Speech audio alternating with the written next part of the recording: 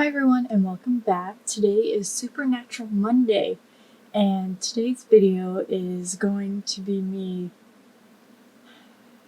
Okay, if you've seen any of my videos in the past with true crime, with really anything, with Buzzfeed, you would know that when they bring up aliens, I'm like, oh no.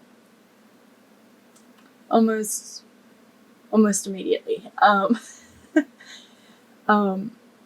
not saying aliens aren't real, but I'm also not saying that they are.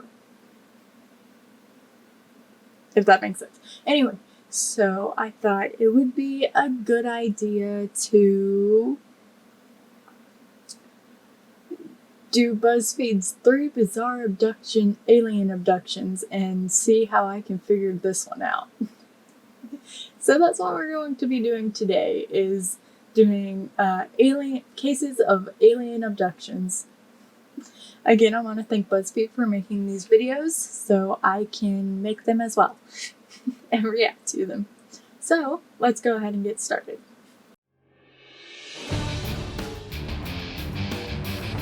Okay, so I don't remember which one this was, but I think this was during COVID or something like that, because I think they're outside. I'm not sure. This is just based off the outside. BuzzFeed Unsolved, we examined 3 of the most compelling cases of No, they're okay. So maybe it wasn't during it, but I'm very happy to see that that man in the corner is not there. That guy's scary. That's all I'm saying. Abduction, at least in my opinion. I mean, the possibility that aliens exist is very likely. I don't know if I believe most of what you're about to say. Yeah, I'm kind of with Shane on this one. Usually I'm not with Shane and I'm with Ryan on it.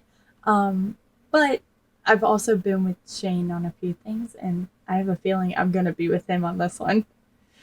I just don't understand how you could believe in aliens, but then just not, believe in the prospect that they could kind of, poke around a little bit. Put a little rod up here, stuff like that. I don't think that's. Oh no, the guy is there. He's just closer. That doesn't make me feel any better. Okay, that's it. Well, I'm going to get into it now. Here we go. We should all name that guy. What are we going to name him? Put in the comments below what you want to name him. Yeah. The first case is the abduction of Travis Walton. Hi, Travis. Wednesday, November 5th, 1975. Travis Walton was working in a 7-man tree thinning crew in Apache Sitgreaves National Forest near Heber, Arizona. At the end of the day, on the drive back home, Travis noticed a bright light coming through the trees. Could that just be the sun? When the men got closer, they saw that it was, quote, a strange golden disc, and quote, hovering stationary, about 20 feet off the ground, Frisbee? with a 15 to 20 foot diameter and 8 to 10 foot width, though his co-workers warned that he... I need to stop. I need to actually sit here and think about this, because I just called a flying disc that is stationary a frisbee. I don't think a frisbee would be hovering in midair. So let's think about this logically, shall we? Travis approached the craft, hearing loud vibrations as the craft began spinning erratically. Suddenly, a blue-green light sprung from the craft, striking Travis in the chest and head, catapulting him backwards several feet. Do you think Travis was in this situation? That reminds me of like a stunt in like a movie where they just go and you fly back.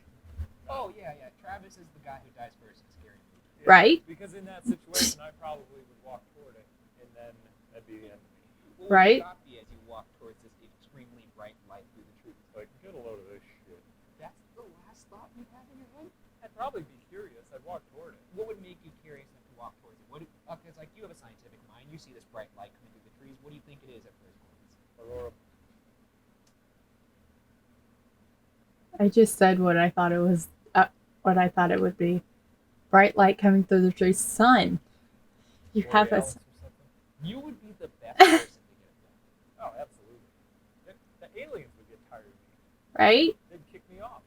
You'd be like, oh, good costumes. Yeah. Travis remembers, quote, all I felt was the numbing force of a blow that felt like a high voltage electrocution. I've been electrocuted before. Not like lightning electrocution, more like I just got out of the shower and I put my finger in a socket, electrical socket, trying to turn on the hair dryer. That was my fault because my hands were still wet from being in the shower. Not the point here. That was an electrocution, and that happened twice, 2 times in a row. I swear I was shocking everything for like the next like month or so. I get out of the car, I was shocked by the car. I walked to the door and just touched something, and it was horrible. So high voltage electrocution, I feel like you would be there for the rest of your life shocking things. My mind sank quickly into unfeeling blackness. End quote. Having witnessed this, Travis's friends fled the scene, assuming Travis to be dead. I mean, that's a fair assumption. I mean, you see your friend jump back, what, 10, 15 feet? You're gonna run. And assuming he's dead, yeah. What are they afraid of? I mean, I would be afraid of a giant spinning disc that shocked my friend. Yeah. Kind of a funny image. Sorry. A bunch of smears. Oh, crap. Oh, you're like your big burly friend. Just realized. Oh, check it out. I've cussed before. Anyway, have you seen my gaming videos? That's talk about cussing. No. If I see my friend, and he or she gets electrocuted, I'm running from whatever just electrocuted them. Oh, it's just- I didn't like that small electrocution. and then everybody just runs. Needless to say, the rest. Yeah, just smoking. In their retreat, one of the men observed the saucer fly up to the top of the trees and away to the northeast. Some of the men returned to the scene out of guilt, only to find that Travis was no longer there. So they went back for him. Okay, so they went back. Your impulse is to run. At least a normal person's impulse is to run. Yeah. Gun. Sure. Okay. Let's pretend they have guns. Yeah. There's a giant hovering disc that's spinning at. This is 1975. Yes, I know they have guns there.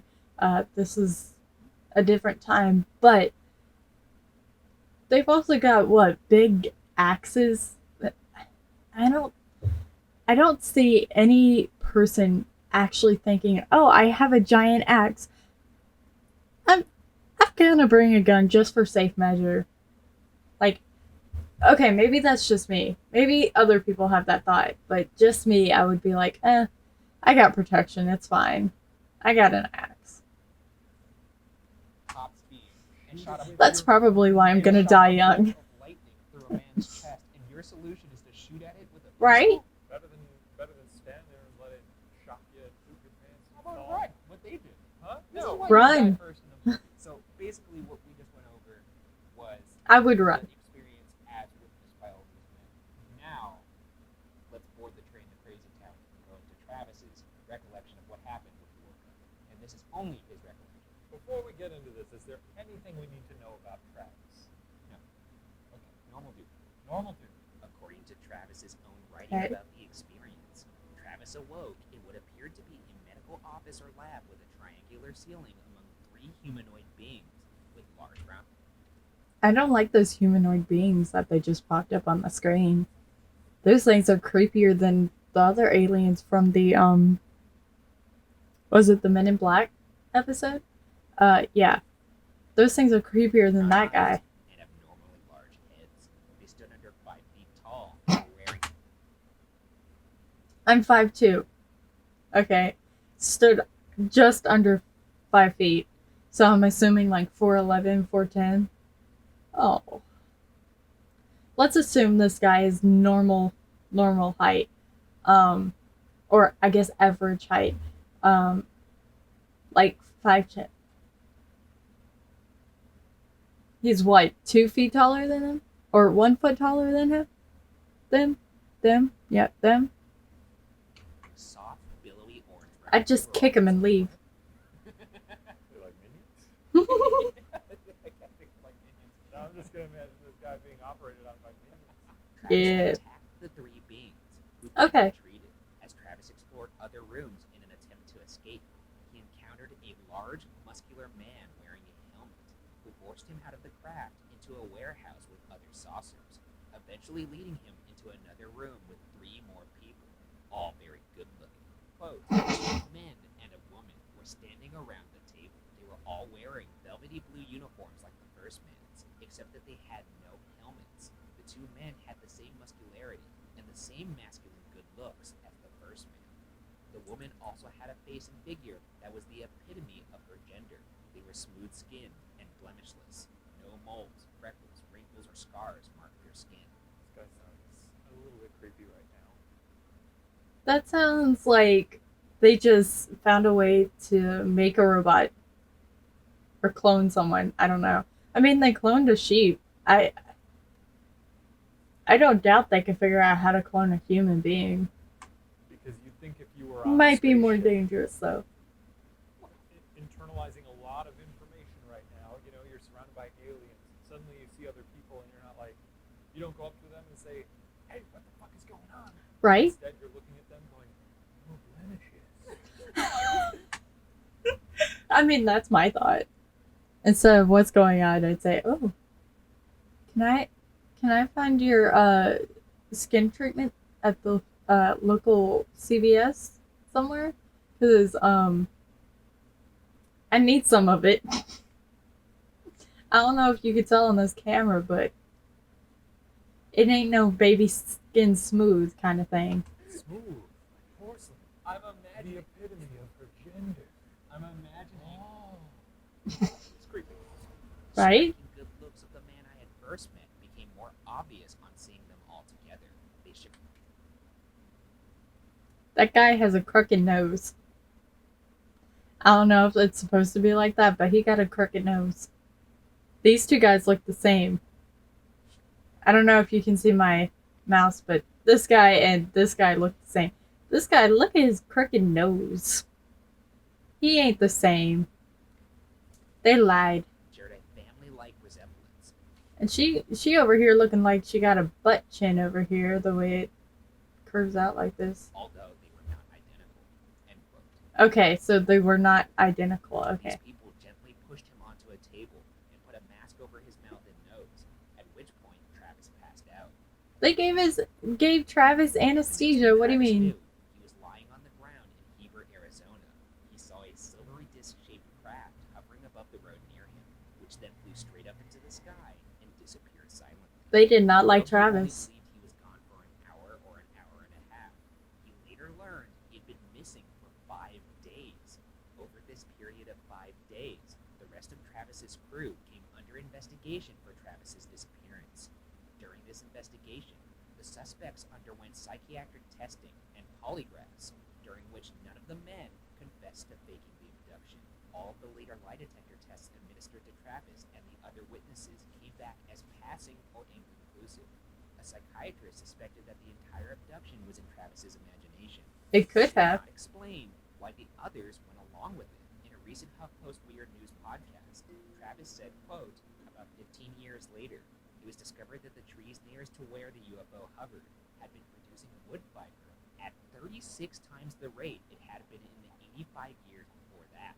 Whoa. A core sampling revealed that this thickened growth was only on the side of the trees towards or in the direction that the craft had been.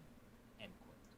As if Whoa. this case couldn't get any more bizarre, Travis appeared on Fox's Moment of Truth game show, where a polygraph was conducted on stage. Mhm. This particular polygraph determined that he was not telling the truth about his abduction.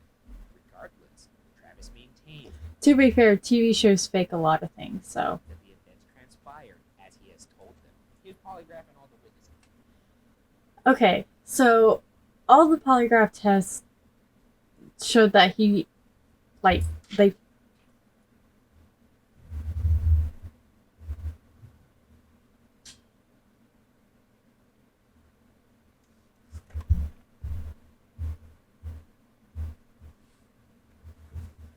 Okay, all the polygraph test shows that they weren't lying, so that's interesting. If it was all in his head, then maybe he convinced him. I don't know. That's weird. Polygraphs that were taken earlier. And the tree sample, that was weird too. maybe I am starting to believe a little bit closer to aliens. I don't know. That's weird.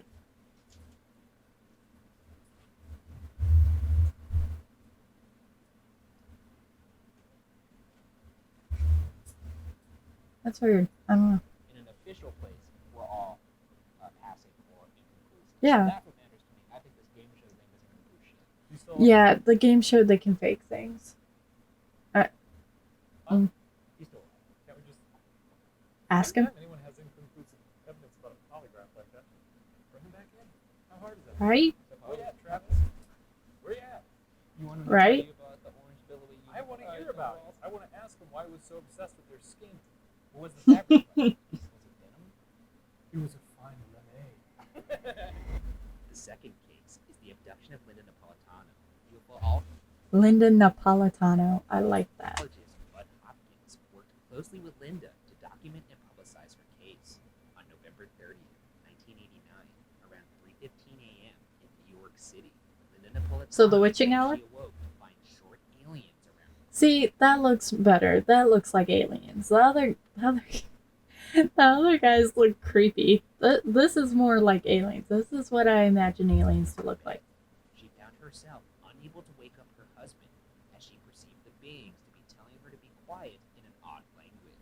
The three beings then levitated her outside her 12th-story apartment window, floating in a blue-white light up into a clamshell-shaped spaceship. Okay, wait, hang on. And the husband is standing, like, or not standing, not. The husband is laying there this entire time and just not seeing what's going on. Like, I would immediately be waking up at this point. A sec, though. Let's pause. She thought they were telling her to be quiet. Was she scared? Is this why she just went with it? I'm going to assume that there must be some kind of calming influence to them. Okay. Like, That's what you're assuming? You're not gonna assume that she was just scared? I don't think they would just go into, like, you don't break into someone's house and go, Right, without that person going, what the fuck? No, I mean, if you're scared, you're scared. You're gonna do whatever the person that is scaring you is gonna say. How do you think people get kidnapped? Or how do you think what is it?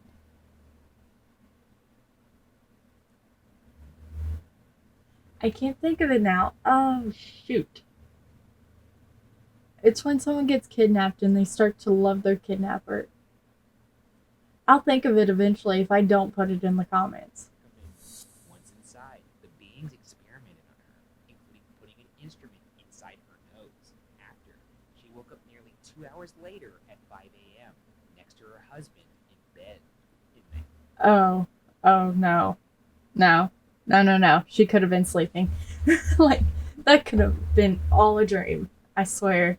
1991, 2 years after the abduction, Mhm. Linda reached out to Hopkins with an x-ray of her nose showing a cylindrical object that Hopkins describes as having, quote, spiraling extensions that curl out away from her face, end quote. The x-ray was taken by podiatric surgeon and Linda's niece, Lisa Bayer. Shortly after, Linda claimed the object was removed during another abduction. Hopkins reports that Linda visited a nose and throat specialist who confirmed the object was gone. A conspicuous ridge of built-up cartilage showed where it had once been embedded. I don't like noses. Neither do I. That seems a little suspicious. I feel like she dreamed that very easily. I feel like she dreamed that. But an x-ray was done by her niece, someone who would, like, 100% believe her if she was very adamant about it. And then someone who is not adamant or doesn't have to believe her and has a practice of saying, no, it's not there.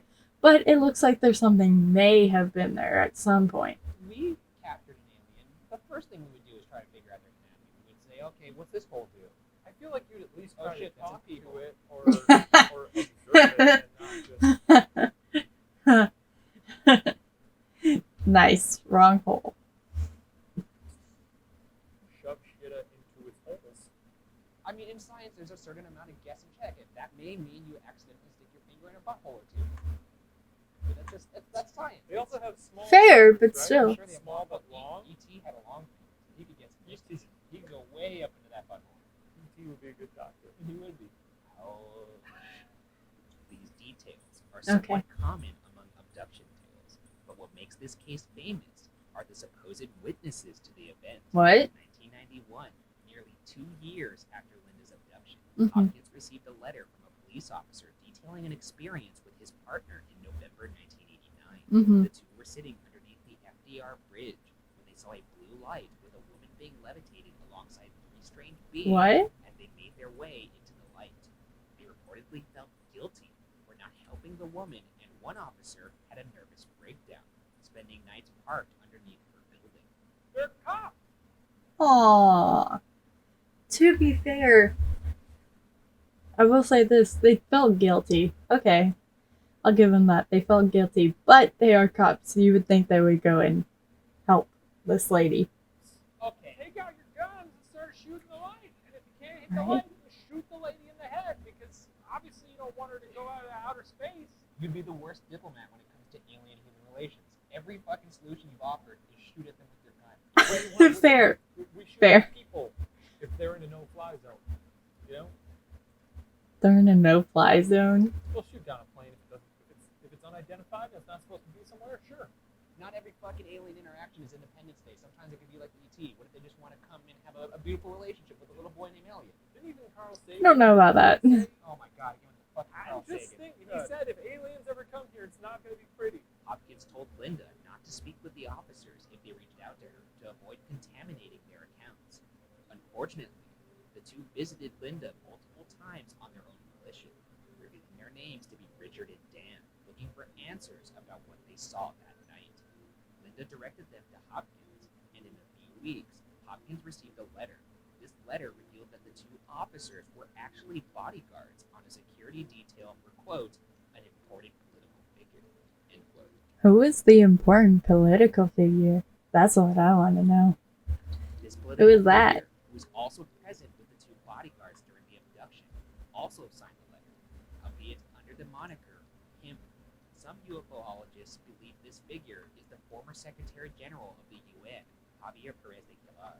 However, while this seems impressive in terms of proof, it should be noted that Hopkins never physically met with Richard and Dan, and only corresponded via letters. Meaning, This has led many to meaning the letters could have been forged. believe that Hopkins was the victim of a hoax, where either Linda made up Richard Yeah. and Dan alone, or Linda and a group of people coordinated to complete the hoax. Do we Really? have records of these people being real? I mean, like, To be fair, that's where I'd You start. haven't seen those records. but that's because it's to protect their identity. Why are they so nervous about their identity? Because it's embarrassing, and if they found, So they could put a rest. they tried to get the political figure to confess. Okay, so if it's a very important political figure, they're not going to confess. For one. For two, if they were on a secret bodyguard mission, they're not going to give up who this political figure is, because there may be a reason that that political figure is having some security. You know, I mean, I don't blame that political figure to not confess. I mean, I wouldn't. They couldn't, because obviously it's being mocked forever. Right? I saw a lady floating out of her tall store window in a blue light. Like that. Really? Obviously does not Yeah. sound like something you want from a political figure, a man making important decisions.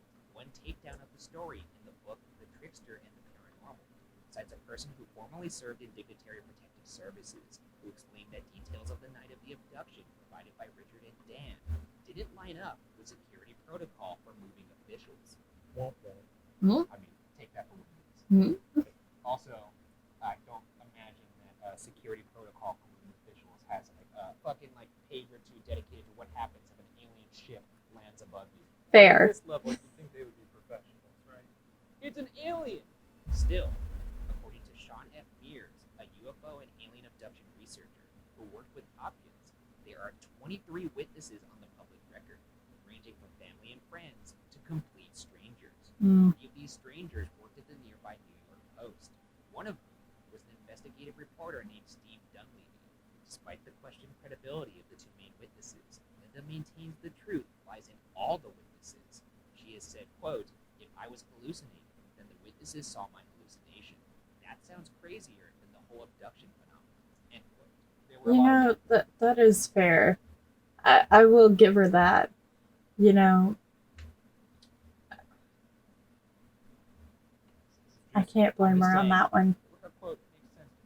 Yeah. This one, I would buy this over Travis Walton, Yeah. other like allegational shit. Yeah. The third case is the abduction of Frederick Valentich. This case is a little different from the others in that the abducted person never returned. I'm sorry, what? 21st, 1978. He's one of the guys. No, I think the other one was in 1975. So, okay.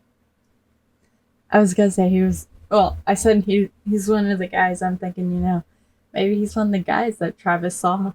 At 6:19 p.m., instructor pilot Frederick Valentich began the flight from Moorabbin Airport in Victoria, Australia. Boom. Boom. That's all I gotta say. There's also an island called Victoria Island. I'm pretty sure it was under Britain territory, and Queen Victoria, one of them, Queen Victoria, made it an island called Victoria Island. So, yeah. King Island, Tasmania. I've looked up a lot about my name to see what out there is called Victoria. Over the Bass Strait, It's very sad. His destination was only about an hour away. Visibility was good, Okay. and there were only light winds. Okay. Valentich, 20 years old at the time, reportedly wanted to get more flight hours in. Valentich made contact with Steve Roby at Air Traffic Control in Melbourne between 7:06 and 7:12 p.m. I have a feeling this one's going to be very similar to the Amelia Earhart case. During the transmission, Valentich asked whether there was any known aircraft in his area. After Air Traffic Control said there was not, Valentich claimed a large unknown aircraft was flying about 1,000 feet above him at a fast speed. Maybe it's Amelia Earhart. Valentich then reportedly said, quote, "It seemed to be playing some sort of game. He's flying over me. It's not an aircraft." End quote. What does he mean by it's not an aircraft? It didn't look like any aircraft you've ever seen. Okay. What are you saying? Like, it doesn't look like an airplane? Yeah, I mean, like, he's also probably not thinking through his words right now. Yeah. You always. Well, I mean, if you don't know who's hovering over you, and let's say they're hovering pretty close at this point, you're not gonna sit there and say, "Oh, it's definitely a plane," or "It's definitely not," and have extreme detail. Go with this. They're not thinking about their words. Because they're not. There's an alien in front of you. You're not going to be the most well-spoken you've ever been in front of an alien. Yeah, sure. Okay. Really, just in times of He need. described the craft, saying, quote, "It seems like it's stationary. What I'm doing right now is orbiting, and the thing is just orbiting on top of me. Also, it's got a green light and sort of metallic. It's shiny on the outside. It's just vanished." End quote. His last message Well. around 7:12 p.m. to Air Traffic Control was, quote, "Melbourne, that strange aircraft is hovering on top of me again. It is hovering, and it's not an aircraft." End quote. After 17 seconds of silence, there was a loud sound of metal scraping. Authorities are said to have searched the area for 4 days, but found nothing. And Valentich That was the same with Amelia Earhart. was never seen again. What do you think of the 17 seconds of silence and then just metal sounds? I love it. It's horrifying. It's great. It is horrifying, but he could have ended up in Yeah, it's the good. ocean So or. wait a second. I'm just confused because normally at this point I'm used to wanting to rip your head off, but right now we are in agreement that this is pretty plausible. I think I'm just very discerning with my abduction stories. Like I said, I do believe in aliens, but I don't believe that most people. I'm not buying a lot of the encounters that people describe. Because a Yeah. lot of times they don't. It's, it seems Right? Like they're either trying to cash in, or they're just insane. It's called But this- publicity, I people. don't know. What are you You know, cashing in for if you disappear? What are you forever? cashing for if you disappear from? In May Right. 1982, the Aircraft Accident Investigation Summary's cause of the accident read, quote, "The reason for the disappearance of the aircraft signed off on the report, offered pure, unfiltered speculation that Valentich could have been disoriented, suicidal, or even the victim of a meteorite crash. Yeah. Meteorites. So a meteorite crash, in my opinion, I think it could have destroyed the entire aircraft depending on the aircraft. I mean, if we're going to go with the theory that a meteor shower killed the dinosaurs, I see no issue with it, with a stray meteorite hitting him and it going down and scattering and shattering into a billion pieces. Oh my god, sorry. Shattering into a billion pieces, or, just dissolving, I guess. I mean, meteorites are really hot when it gets to the surface. Maybe it didn't have time to cool down and it burnt everything. And yes, I know I've said in the past that bones can't be burnt, or it takes a lot to burn bones. I feel like a meteorite would be extremely hot, like overly hot, to where it could. Don't hover over. It wasn't an alien. You got hit by a meteor. There's a big fireball. I see it. You don't disprove something that's unbelievable by something that's even more unbelievable. Also, you would have records of a meteor. I feel like a meteorite is actually less believable.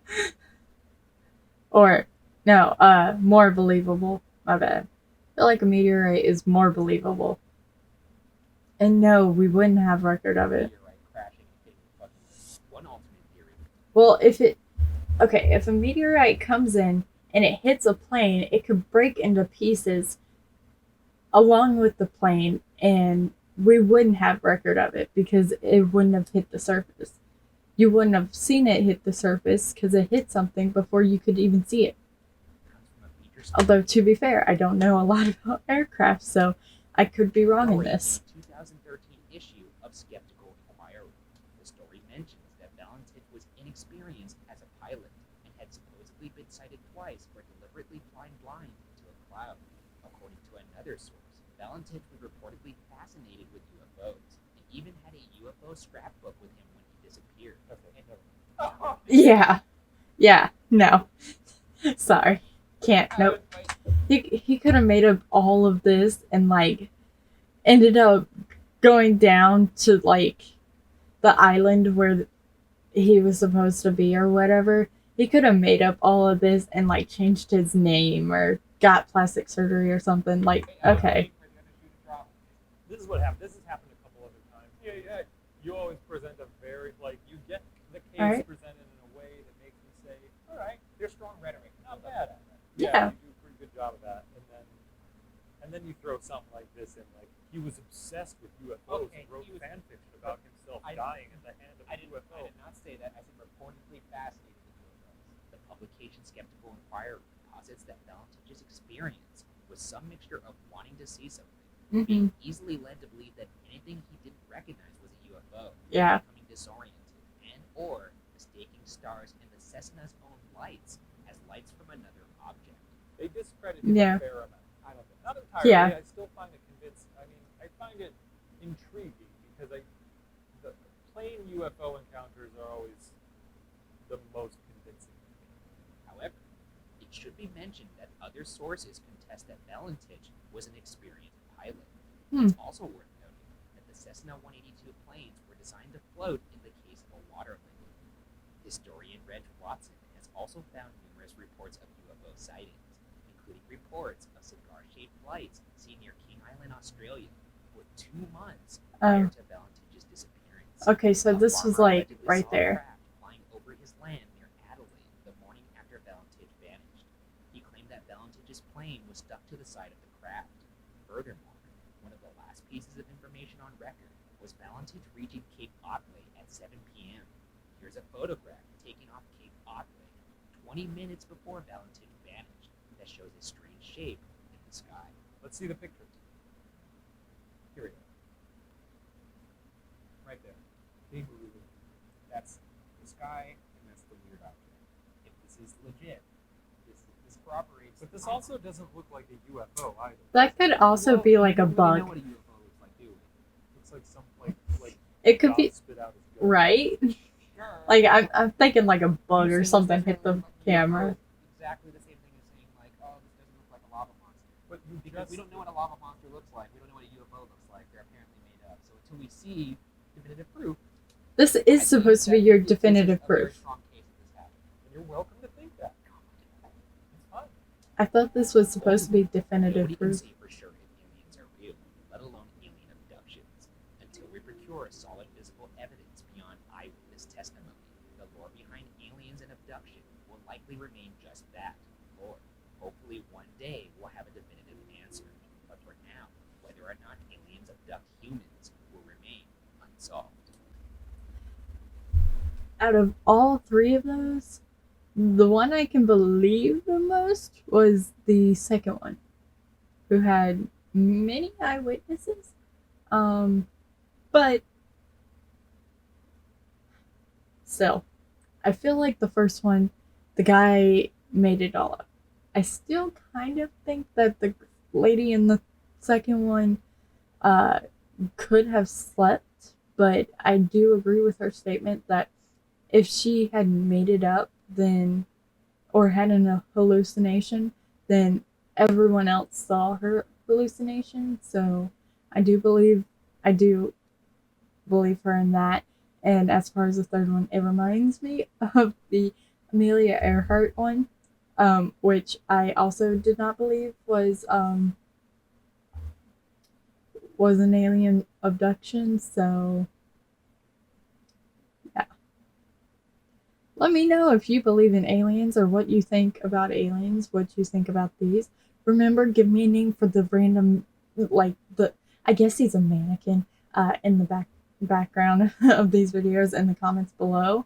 Let me know what you want to see in the comments below, or what stories or people you want to see in cases you want to see in the comments below. And if I can't find a video on it, I shall do my own research and do videos on it. Let me know in the comments below. Also, let me know what you want to see on Wednesdays. This Wednesday, I'm probably going to put up a gaming video that I actually had from a while ago. So it's probably going to say, hi everyone, and welcome to Gaming Saturday. So, probably going to put that up because I want it out of my folder and on YouTube. So that's probably going on there. As far as Friday, I think it's Harry Houdini, but I'm not sure. I guess we'll find out Friday. Let me know what you want to see in the comments below. Let me know about a name for that guy. That's everything. As always, have a great and wonderful day. Bye.